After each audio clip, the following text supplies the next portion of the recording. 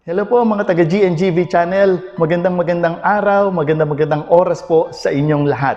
Ako po si Brother June Malyari at muli inyo pong nakakasama sa pagkakataong ito at ngayon po ay aking partikular na talagang masasabi, this is the day that the Lord has made. Araw-araw naman po ang Diyos talaga ang may gawa mga kapatid. Subalit ngayon pong araw na ito, ngayong oras na ito, ngayong sandaling ito, ay nais ko pong ibahagi sa inyo ang aking labis na pagkilala na ito ang araw na talagang ginawa po ng Diyos. Yan ay sa kadahilanan na sa araw pong ito ay tinanggap ko na po ang isa sa aking pinaka-aasam-asam at kaisa po kayo sa mga panalangin at mga suporta na akin hong marating makamit ang araw po na ito na ako po ay maging isang ganap na YouTube partner, mga kapatid. At ngayon nga po, I am so happy and I'm so proud to share with you that today I received the message from YouTube na ako nga po ay kanilang nang ina-acknowledge as one of their YouTube partners. Kaya una, higit po sa lahat, sa Diyos na siyang pinagmumulan po ng lahat ng tagumpay, ako po ay labis na nagbabalik po ng pasasalamat sa Kanya. At syempre, ganun din po sa aking pamilya na walang sawa po na sumuporta sa akin. Sa akin pong mahal na may bahay, kay Sister Vivian Malyari, na siya rin pong naging daan at nag-udyok po sa akin para maging isang vlogger at para po maging isang YouTube partner. Thank you. At syempre sa amin pong mga anak, na ganun din po ang pagsuporta, lalong-lalo kay Juvie Grace na katuwang ko po sa paggawa ng mga videos, mga kapatid. Salamat din po syempre sa kanya. At syempre po sa aking buong pamilya, ako po ay nagpapasalamat sa kanila pong napakalaking suporta. At syempre sa inyo rin pong lahat na walang sawang tumatangkilik, nanonood at patuloy po na sumusubaybay sa mga ipinopost ko po dito sa aking channel. Thank you.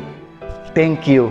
Thank you po mga kapatid. At hayaan nyo po na sa oras na ito ay pasalamatan ko rin po ang ilan sa mga talagang mga espesyal na mga tao na naging bahagi po dito sa katuparan nito pong aking panalangin at pangarap na maging isang YouTube partner. Siyempre, unang-una, si Sister Weng de Torres. Ano po? Siya yung palaging nagsasabi sa akin na, Brother June, sige lang, patuloy kang mag-upload ng mga videos at yan ay aking laging sinusubaybayan. Kaya, thank you, Sister Weng. At siyempre, kay Sister Beth San Jose. Ano po? Alam nyo, si Sister Beth San Jose ay nakilala ko lamang po nang hindi pa masyadong katagalan. Pero sadyang ang Diyos po ay gumagawa para daw po sa ating kabutihan. Ano po, hindi ko po sukat akalain na bagaman bago ko lamang siya nakilala, pero isa po talaga siya sa mga ginamit ng Diyos para marating ko po itong pangarap na ito. Kaya Sister Beth, no, maraming salamat at panalangin ko rin po na inyo pong maranasan ang pagdating ng inyong matagal ng inaasam-asam. Lagi ko pong isinishare sa inyo, yun pong sabi sa Bible na delight yourself in the Lord and He will give you the desires of your heart. It is my prayer na sa inyo naman po ay dumating po ang inyong kinaasam-asam po na yon. At syempre sa buong pamilya po ni Sister Cynthia Kawashima, maraming salamat din po sa inyong suporta. At saka syempre kina Sister Magdalena Reyes, maraming salamat din po sa inyong suporta. At syempre kina Sister Mirna Villanueva, no? Salamat din po Sister Mirna sa iyong patuloy na pagsuporta, hindi lamang sa panonood ng aking mga videos, kung hindi sa ibang bagay pa. Thank you. At syempre kay Sister Rina na atin pong kasama din dyan sa Israel, thank you. At alam na ng Panginoon kung ano yung ipinagpapasalamat ko na yon sa inyo. At syempre kay Sister Tess Yabut na akin din pong naging kaibigan, hindi po lamang ako kundi ng aking pamilya ay naging isang malapit na kaibigan. Thank you, Sister Tess, sa iyong napakalawak na pagsuporta. Patuloy kang pagpalain ng ating Panginoon. At syempre ganun din kay Sister Mina de Vera Gatdula na nang hikayat ng maraming mga kaibigan para daw po sa akin ay mag-subscribe. Thank you, Sister Mina. At syempre sa aking kumare dyan sa Canada, si Sister Jenny Manabas. Alam ko, tahimik ka lang. Mula pa naman noon, medyo maingay paminsan pero alam kong naging tahimik ka. Pero ramdam ko ang iyong naging pagtulong sa akin para marating ang pangarap na ito. Kaya maraming salamat din sa iyo, aking kumare at Sister Jenny Manabas. At syempre, isa ko pa pong kumare at naging family friend po namin ay ang aking kumare at sister na si Virgie Custodio at yung aking kumpare na si Brother Totoy. Maraming salamat po sa inyong buong pamilya, sa inyo pong taos-pusong pagsuporta. Alam ng Diyos ang inyong naging pagsuporta sa akin at ako naman po, ito ay isang maliit kong paraan ng pagpapasalamat po sa inyo sapagkat yung malaking paraan sa Diyos ko po hinihingi na siya po ang magbalik sa inyo. At ganoon din kay Sister Glory Kalubat na palaging nakasubaybay at palaging merong comment sa akin pong mga ipino po sa YouTube. Thank you. At syempre doon po sa kanyang kapartner din kay Sister Sosette Socorro, marami pong salamat sa inyo. At syempre, isa rin po sa mga naging bahagi ng aking pag-abot ng tagumpay na ito ay ang aking pong kaibigan na itinuturing at naging kasamahan ng ako po ay ma-assign sa Batangas. Siya po ay walang iba kundi si Brother Bong Ranyola, aka Brad TV. Kaya kayo ho mag-subscribe din po kayo at suportahan niyo po ang aking kaibigan niyan at ka-prayer partner din po natin. Kapwa din po natin yung lingkod sa gawain ng Panginoon. Ang kanya pong YouTube channel, Brother Bong Ranyola, Brad TV. Brother Bong, thank you. At syempre, sa atin pong head ng Education, Training and Deployment Ministry, hindi naman po siya masyadong naging involved dito, mga kapatid. Pero gusto ko po siyang pasalamatan din sa oras na ito sapagkat ang totoo, hindi man po siya naging involved na katulad po ng iba, pero Brother Ray, ang laki po at ang dami ko pong natutunan sa inyo. At ang lahat po ng yan ay nai-apply ko rin po sa aking pag-abot sa pangarap na ito. Kaya siyempre, hindi ko po kayo pwedeng kalimutan sa mga taong aking gustong pasalamatan sa oras na ito. Salamat po, Brother Ray M. Vargas. At syempre, sa atin pong minamahal na servant leader, Brother Mike Z. Bilarde, nagpapasalamat din po ako sa inyo, Brother Mike. Maraming salamat po sa pagpapagamit ninyo sa Panginoon at naging bahagi po ako. At ngayon ay ito po, umabot na rin po ako at narating ko ang isang pangarap ko sa buhay. Kaya, Brother Mike and family, thank you very much po. At syempre, sa inyo pong lahat na mga nag-subscribe, mga patuloy pong nanonood, at mga patuloy pang tatangkilik sa mga susunod ko pang mga videos na i-upload. Maraming salamat din po sa inyo. Hindi ko man po kayo maisa-isang lahat, pero mula po sa aking puso, gusto ko pong magpasalamat sa inyo. Ang Diyos po ang siyang magpala sa inyo, sa akin, at sa atin pong lahat. At nawa, kung paanong narating ko po ang isang pangarap na ito, dalangin ko rin po sa Panginoon, tao sa aking puso, na kayo rin pong mga nanonood ng aking video ng pasasalamat na ito, marating nyo rin po nawa yun pong tagumpay na inyo pong inaasam-asam. Hindi ko po kayo kilalang lahat, kaya hindi ko po kayo mapasalamatang lahat. Hindi ko rin po alam kung ano ang inyong mga pangangailangan, pero kagaya ko, kilala po tayo ng Diyos at alam po niya ang ating mga pangangailangan at alam niya in His perfect time kung kailan, kung paano natin maaabot at makakamit ang mga yon. Ako po ay nakikiisa.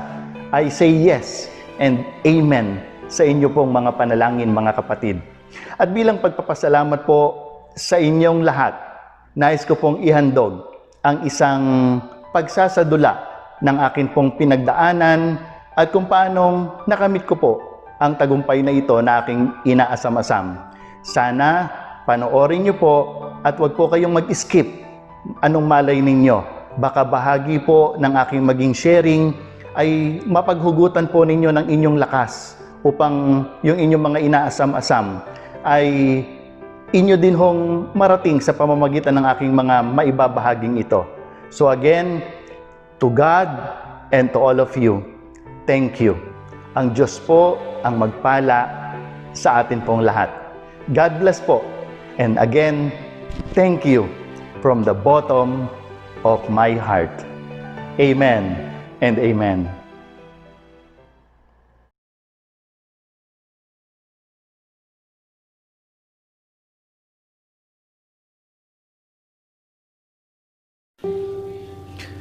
The quarantine period started March of this year, and it went on until today.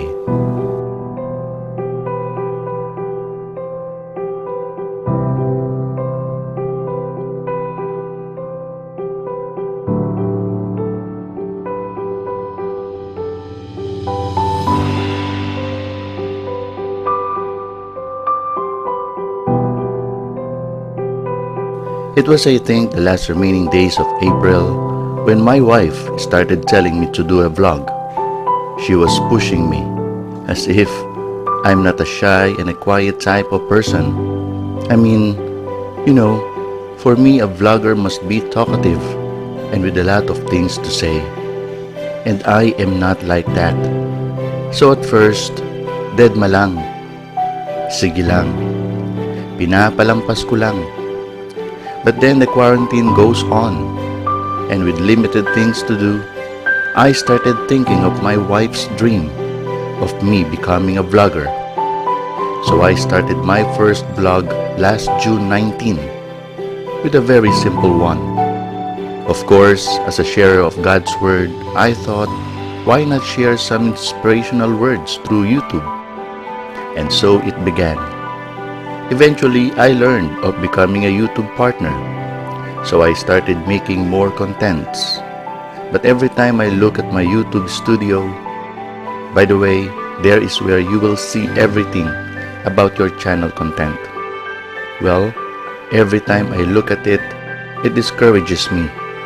And every day as I check it, it makes me more frustrated, thinking that maybe it's not really for me. What made me more worried and discouraged was when I watched a vlog saying that on January 2021, YouTube will be requiring an enormous number of subscribers and watch hours to become a partner. It almost made me stop doing what I'm doing. That was July 20, where I shared a vlog entitled, Paano ba magiging tunay na masaya? An acronym of the word happy. If you happen to watch that video, you may have noticed that I almost cried because it was so ironic. I was sharing the message, but I myself was so down and so sad. But then after a day or two, I think, I came across a video with this guy saying, don't stop what you are doing.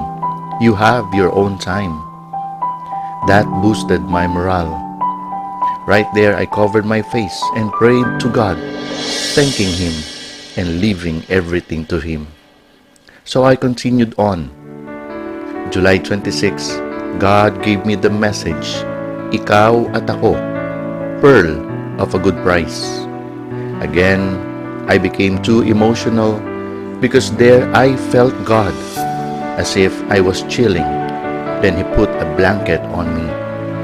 Then the Lord inspired me, and so time was recorded and posted last July 30. It really inspired me and made me realize of the importance of time.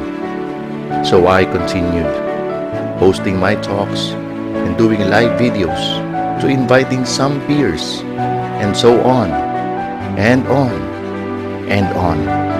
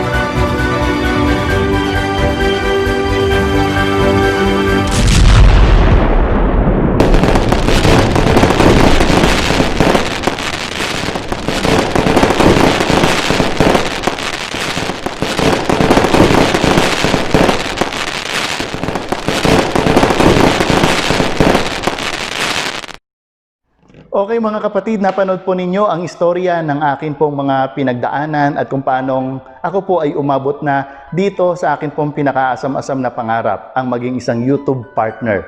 Panalangin ko po sa Diyos na ang inyong mga napanood na yan ay magbigay din sa inyo ng lakas, nawa nagbigay din sa inyo ng inspirasyon upang huwag tayong magsawa, kundi magpatuloy po tayo sapagkat ang katotohanan naman pong talaga, may panahon ang bawat isa sa atin.